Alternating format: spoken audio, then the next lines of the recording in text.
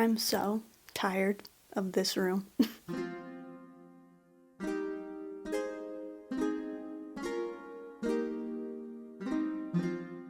So this is my office, closet, craft room, filming room. It's a lot of things, and I don't think it's been doing any of those things very well, unfortunately.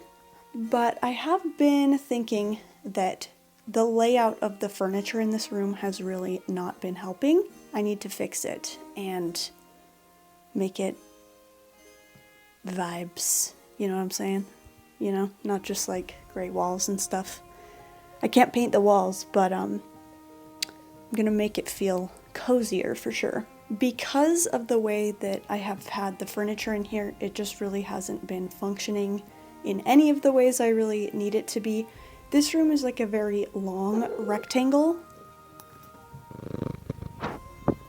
He really wanted to say that to you guys, so you're welcome for that nugget of wisdom. He's really into licking my arms lately.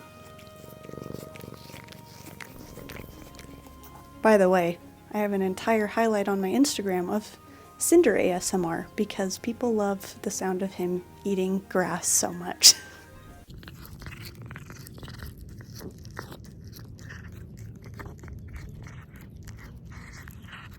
Anyway, this room is a very, very long rectangle shape, and because there's a doorway that goes to outside, I kind of have just left the middle of the room open with all of the furniture.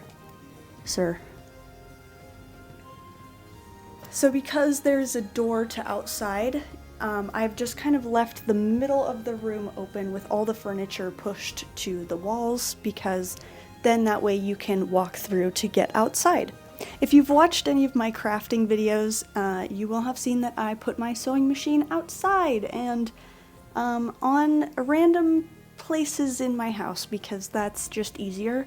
I just want a place for my projects and crafts to live in this room, but I also need it to be a filming space. I would like to keep my reading nook, and I need to store all my costumes and LARP stuff in here.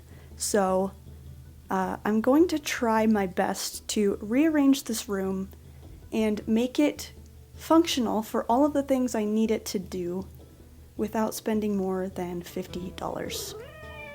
I know, it's really not a big ask because I thrift literally everything, and so every piece of furniture in this room has probably cost less than $10. I believe this chair I'm sitting in was $10. The table that he's standing on while he's licking me, I found on the side of the road. The armoire was already in here, so that's a bonus. That dresser over there, Nick found that for me on the side of the road. It's gonna be a really cheap one, but it's hopefully gonna look really cute by the end of this. Okay, I've made a very rudimentary floor plan of this room. It's not great, not to scale, but just to kind of give you an idea. This is what the room looked like before. So as you can see in the top right corner, there are two doors, one that goes to a bathroom and one that goes to a separate room in the house. And then to the very far left, there is an outside door.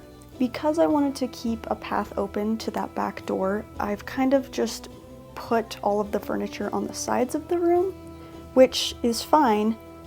But when I need to film, I have to put my camera and my light right kind of in the center of the room, and there's not quite enough space to get it as far back from the chair that I sit in as I'd like to. And then the other downside is that if I ever need like a table in here to make a project, it kind of just has to be one that goes in the middle of the room that I can move out of the way. Whenever I have to set up my photography backdrop, it kind of just blocks the room, and if I have to leave it up for a few days, that gets really annoying. So I think that ultimately this layout isn't really working, but I have an idea that I think will help a lot, I hope at least. Okay, here's what I'm thinking. Cat tree has to stay in front of the window. So, clothing racks go on the far back left corner wall because I just want them out of the way. Then I can do the mirror and dresser beside that. I can swap out the reading nook to a new corner bookshelf that I got off Marketplace and my chaise lounge that I'll move in from another room. Keep the armoire pretty much where it is. Put a craft table out sort of in the middle of the room over on that side. Move my chair over there, move one of the side tables from my old reading nook over there. Put the dress form back there. We'll see if it actually works out in real life. Do you have anything to say? Awesome. Awesome, I think we're ready then. Okay. I'm breaking the immersion. My clothing racks, these big guys, they used to be up against this wall, which was blocking that little weird storage cutout that I can't do anything about. So, because I want my sewing table here, I'm gonna need to cover that storage space because I hate looking at it, but I also can't cover it permanently because the cats like to climb in there. So I think I'm gonna take the curtains down from behind my bed and put them on this wall because that's the only idea I really have. This backdrop has served well in my bedroom for a while now, but I am getting kind of tired of it, so it's kind of nice to take it down anyway. I put this up in another one of my videos, and you might remember that I hung these with command strips. I was really scared they weren't going to hold, but they did hold really well. I got out my ladder so I could put up the little hooks on the wall. I used command strips again, but I actually did end up using nails as well, just to be extra safe because I didn't want it to like fall down on me while I was filming. I then started moving all the other furniture kind of out of the way. This noise is really stressing me out. This lamp has been in my family since I was born, basically, and I'm so scared it's just gonna fall apart one day. I then moved the dresser and the mirror so I could make room for the clothing racks, and as I was moving it over, my worst fear happened. One of them completely fell over, so yeah.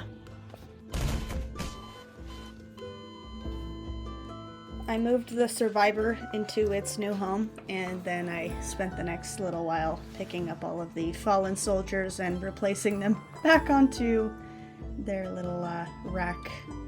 These ones are kind of cheap, but they do the trick, so I just have to deal with them dying if I ever want to move them, I guess.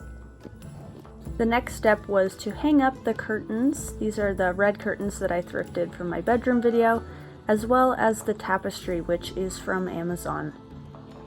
Initially, I was going to put this dresser over here to have like an extra little stand, but it just wasn't working, so I decided to just move the armoire up against it. I did recruit Nick's help because that thing is really heavy when it's full of costuming stuff.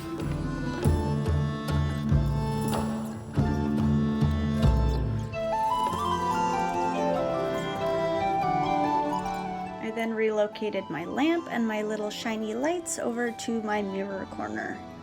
Then I decided that the dresser would look nice next to the mirror, so that was the next thing to be moved.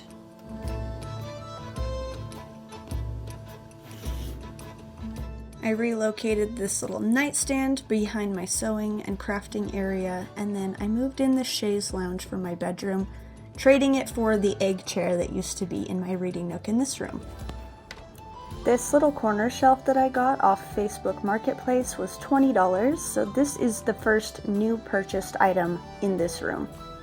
I really like corner shelves because when I'm working with a small space like this room, they take up a lot less space than a regular bookshelf, and so it kind of helps me keep all of the spaces I need in this room that is multi-purpose. I actually really enjoy redoing rooms with stuff that I already have because it kind of gives a new life to the items that I don't appreciate all the time. I love hanging my fairy wings on the wall, but I don't like seeing the hook behind it, so I just hide that with a flower crown. This next item is also a newly purchased thing. This is a little stool that opens up for storage. It costs $10. Are you ready to help? El Capitan reporting for duty. Captain of table lifting? Yes. Looking good in here. Thank you. I like it. Me too. This table was the final purchase from a local thrift store at $10, meaning I only spent $40 on this room, which is lower than the $50 budget I had set for myself. If you also struggle with storage space, I highly recommend getting baskets and bins that you can place on top of things. It helps a lot. One of my favorite parts of decorating is just moving things around and seeing where I like it. This painting is one of my most prized possessions. I got it from a local antique store during COVID, and it is from the 1800s in Italy. There's no signature or anything, but I just think it's so beautiful, and I spend a lot of time just staring at it, so I hope you enjoy it too. Now Cinder has more surfaces to enjoy, so that's exciting news. I also added some rugs I already had in here because I think that kind of helps with the vibe when the floors and the walls are gray. It just kind of adds a little bit more color and texture, and I think it looks nice. This is a vintage basin that I actually thrifted. It didn't have the actual basin or pitcher with it, but that is something that my mom got me for my birthday, and I just love it. What are you doing? As I said, a lot of my process when decorating is just moving things to new areas until I finally like where it sits. What you doing? So many cool new places to be. Huh. No. Hey, hey, that's rude.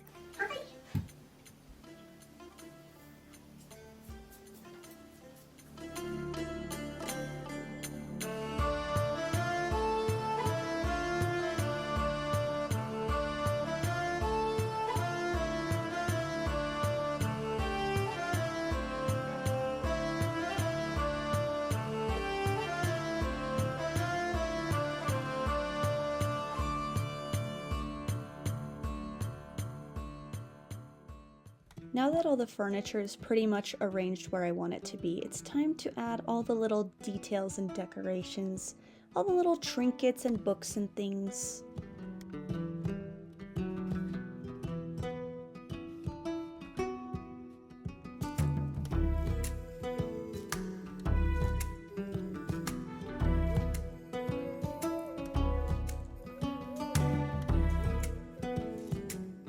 A lot of these little items, especially the little vials, are actually trinkets that I got trading at Ren fairs and fantasy balls and stuff. I really like having that be a part of my shelf.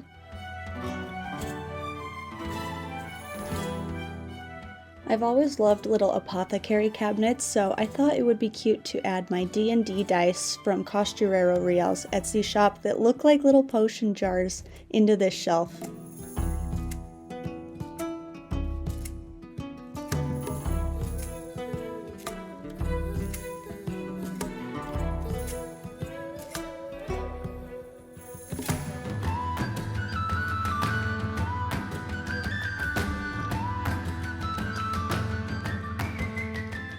I was really excited when I found this bench because, first of all, it's a funny kind of mid-century pattern that I really like, but it's also perfect for fabric storage and it's the perfect height for this table, so it's just everything I needed.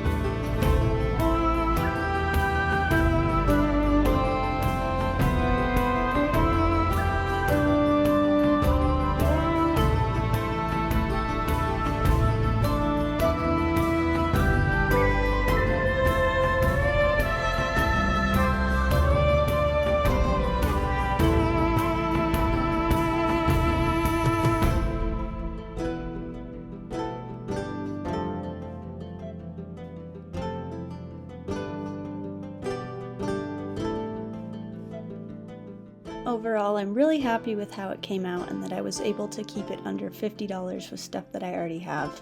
Can't wait to use this room to make crafts and film, and that's it for now. I'll see you next time.